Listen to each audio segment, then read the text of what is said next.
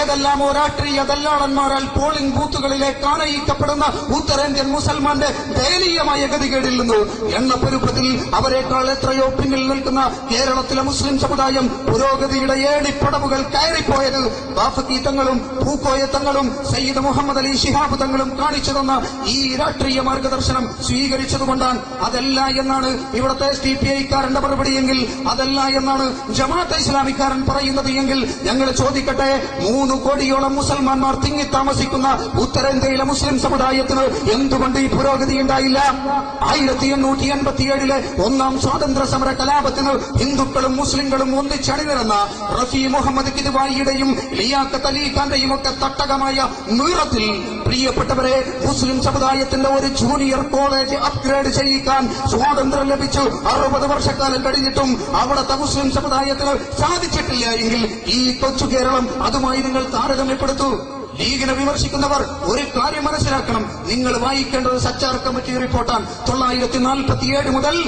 1947 മുതലുള്ള ഇന്ത്യയിലെ മുസ്ലിം സമുദായത്തിന്റെ സാമൂഹിക ഘടനാ മാറ്റങ്ങളെക്കുറിച്ച് ആധികാരികമായി പഠിച്ചിട്ടുള്ള സച്ചാർ കമ്മിറ്റി ഒരേ ഒരാളുടെ പേരെ ആ സച്ചാർ കമ്മിറ്റി റിപ്പോർട്ടിൽ എഴുതി വെച്ചുള്ളൂ. ഞാൻ ചോദിക്കട്ടെ, 1947 ശേഷം അബുൽ കലാം ആസാദിനെ പോലെ, മൗലാന അബുൽ ഹസൻ അലി നദ്വിയെ പോലെ, മൗലാന വഹീദുദ്ദീൻ ഖാനെ പോലെ എത്രയോ മുസ്ലിം പണ്ഡിതന്മാർ, എത്രയോ മുസ്ലിം ദിശനാശാലികൾ, നവോത്ഥാന നായകന്മാർ ഒക്കെ ജീവിച്ചു മരിച്ചുപോയ ഈ ഭാരതത്തിന്റെ മണ്ണിലെ 47 മുതലുള്ള മുസ്ലിം സമുദായത്തിന്റെ സാമൂഹിക ഘടനയെക്കുറിച്ച് സച്ചാർ കമ്മിറ്റി പഠനം നടത്തിയപ്പോ ഒരേ ഒരു ഇന്ത്യൻ മുസൽമാന്റെ പേര് സച്ചാർ കമ്മിറ്റി അവരുടെ ലേഖനത്തിൽ, അവരുടെ റിപ്പോർട്ടിൽ രേഖപ്പെടുത്തിയുള്ളൂ. അത് അഭിവന്ദ്യനായ ഖായിദെ മില്ലത്ത് മുഹമ്മദ് ഇസ്മായിൽ സാഹിബിന്റെ പേര് മാത്രമാണ്. ഞങ്ങളാണ് ഈ സമുദായത്തിന് നേടിക്കൊടുത്തത്. ഞാനതിന്റെ വശങ്ങളിലേക്ക് പോകുന്നില്ല. ഇത്തരത്തിലുള്ള സംഘടനകൾ നമ്മുടെ മതസൗഹാർദ്ദത്തെയും കേരളത്തിലെ മുസ്ലിം സമുദായം ആർജിച്ചിട്ടുള്ള ഈ പുരോഗതിയുടെയും കടക്ക് കത്തിവെക്കാൻ മാത്രമേ നിമിത്തമായി തീരുകയുള്ളൂ. എംഡിക്കുട്ടി സാഹിബിന്റെ വാഗ്ദാനമല്ല, അള്ളാഹുവിന്റെ വാഗ്ദാനം. എന്തു ലയസ്തഖ്ലിഫന്നഹും ഫിൽ അർളി, നിങ്ങൾക്ക് ഭൂമിയിൽ പടച്ചതമ്പുരാൻ ആധിപത്യം നൽകും. കമസ്തഖ്ലിഫല്ലദീന മിൻ ഖബ്ലിഹിം, നിങ്ങളുടെ മുൻഗാമികൾക്ക് എങ്ങനെ ആധിപത്യം നൽകിയോ അതേ രീതിയിൽ നിങ്ങൾക്കും നൽകും. പക്ഷേ അതിനൊരു ക്വാളിറ്റി ഉണ്ട്, അതിനൊരു യോഗ്യതയുണ്ട്. ആമനൂ മിൻകും വഅമിലു സ്വാലിഹാത്തി, നിങ്ങൾ വിശ്വാസികളായിരിക്കണം. ഞാൻ ചോദിക്കട്ടെ, കേരളത്തെ പോലെ മുസ്ലിം സമുദായം മതപരമായ വിഷയത്തിൽ മുന്നോട്ട് പോയ, അല്ലെങ്കിൽ മതപരമായ വിഷയത്തിൽ ഇത്രയും കൂടുതൽ സന്നിവേശിപ്പിക്കപ്പെട്ട ഒരു സമുദായം കേരളത്തിന് പുറത്ത് എവിടെയും നമുക്ക് കാണുക സാധ്യമല്ല. മതപരമായി കേരളത്തിലെ മുസ്ലിങ്ങളെ പോലെ പുരോഗമിച്ച ഒരു സംസ്ഥാനവും കേരളത്തിന് പുറത്തില്ല. പക്ഷേ കേരളത്തിലെ മുസ്ലിം സമുദായം ഇന്നനുഭവിക്കുന്ന ഈ സുരക്ഷിതത്വം കേരളത്തിന് പുറത്ത് എവിടെ അനുഭവിക്കുന്നില്ല. അല്പമെങ്കിലും വിശ്വാസഭദ്രത കാത്തു സൂക്ഷിക്കുന്ന കേരളത്തിലെ മുസ്ലിം സമുദായത്തിന് പടച്ചതമ്പുരാൻ ആ വാഗ്ദാനം നിറവേറ്റിക്കൊടുത്തു. നമ്മൾ അനുഭവിക്കുന്ന സുരക്ഷിതത്വ ബോധം ഇന്ത്യയിലെ ഏത് സ്റ്റേറ്റിലെ ഏത് മുസ്ലിം സമുദായത്തിൽപ്പെട്ട ആളുകളാണ് അനുഭവിച്ചുകൊണ്ടിരിക്കുന്നത്. ഇത്തരത്തിലുള്ള ഇത് വിശദമായി സംസാരിക്കേണ്ട വിഷയമാണ്. ഞാൻ അവസാനിപ്പിക്കുകയാണ്. ഇത്തരത്തിലുള്ള തീവ്രവാദി സംഘടനകൾ ഈ വിഷം ചീറ്റുന്ന, മാലിന്യം പ്രസരിപ്പിക്കുന്ന ആശയങ്ങളുമായി കടന്നു വരുമ്പോൾ മതത്തിന്റെ മൗലിക പ്രമാണങ്ങൾ ഉപയോഗിച്ച് അവരെ നേരിടാൻ നമുക്ക് കഴിയണം. തകർച്ചയുടെ അങ്ങേയറ്റത്തെത്തി നിൽക്കുകയാണ് ഇത്തരത്തിലുള്ള സംഘടനകൾ. ഇപ്പൊ ഏതാ കോട്ടയം ജില്ലാ പ്രസിഡന്റാണ് മാറി വന്നിരിക്കുന്നത്. അതുപോലെ തന്നെ നിങ്ങളുടെ SDPI-യുടെ സംസ്ഥാന വൈസ് പ്രസിഡന്റ് PK ഗോപിനാഥ് രണ്ടാഴ്ച മുമ്പ് SDPI-യിൽ നിന്ന് അദ്ദേഹം രാജിവെച്ചു. അതിനോട് പടിയിറങ്ങി PK ഗോപിനാഥ്, SDPI-യുടെ സംസ്ഥാന വൈസ് പ്രസിഡന്റ്, ഈരാറ്റുപേട്ട, ഇദ്ദേഹത്തിന്റെ നാടാണ് ഈരാറ്റുപേട്ട.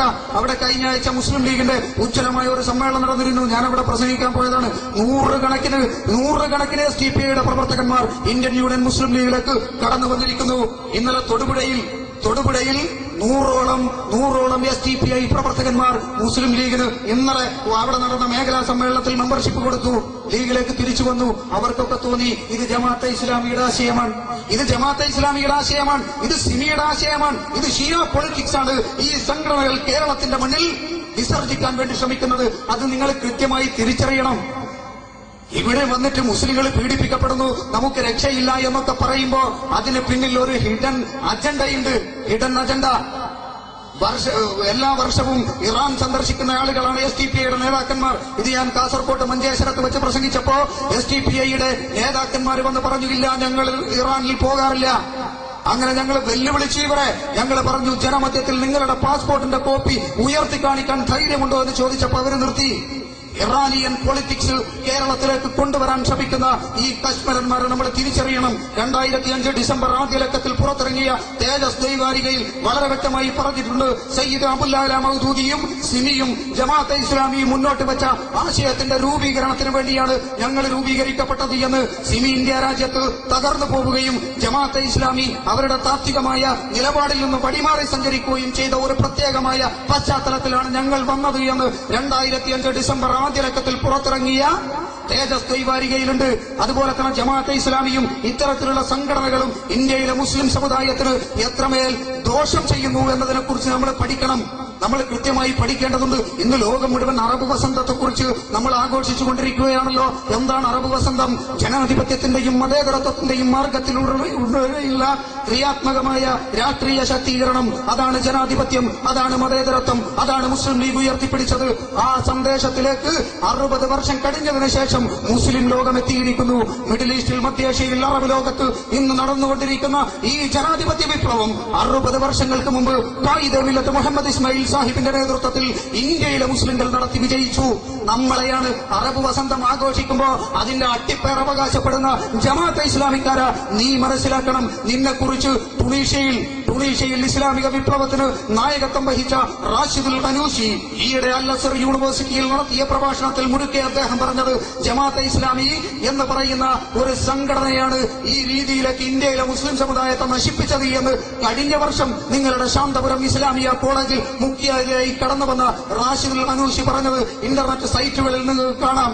അതുപോലെ തന്നെ ജമാഅത്തെ ഇസ്ലാമിയുടെ 50ാം വാർഷിക സമ്മേളനത്തിന് കൊണ്ടുവന്ന ജമാഅത്തെ ഇസ്ലാമിയും NDF-കാരനും വലിയ നേതാവായി കൊട്ടിഘോഷിക്കുന്ന ഡോക്ടർ ഫഹ്മി ഹുബൈദി, അദ്ദേഹത്തിന്റെ അൽ ഖുർആനു വസുൽത്താൻ എന്ന പേരിൽ അദ്ദേഹം ഈ അടുത്തൊരു ഗ്രന്ഥം എഴുതി. ആ ഗ്രന്ഥത്തിൽ അദ്ദേഹം പറയുന്നു, അക്തറുർ റുദൂദി സുയൂഅൻ ബൈനൽ ഇസ്ലാമിയീന അൽആൻ ഇബാറത്തു ഹുകൂമത്തില്ലാഹി അല്ലതി യൽതി ബിഹാ ഹിസ്ബുല്ലാഹ് ലിതുലാ കലിമത്തുല്ലാഹ് വഹാഉലാഇഹും തുആതു ഹാകിമിയത്തില്ലാഹ് സുബ്ഹാനഹു വഹുവ തഅബീറുൽ ലദി സഖഹുൽ ഫഖീഹ് അൽ പാകിസ്ഥാനി അൽ കബീർ സയ്യിദ് അബുല്ലാല മൗദൂദി വസ്തഖദമഹു വതബ്ബറഹു ഫിൽ ആലം അൽ അറബി അസ്സയ്യിദ് ഖുതുബ്. ആരാണ് പറയുന്നത്?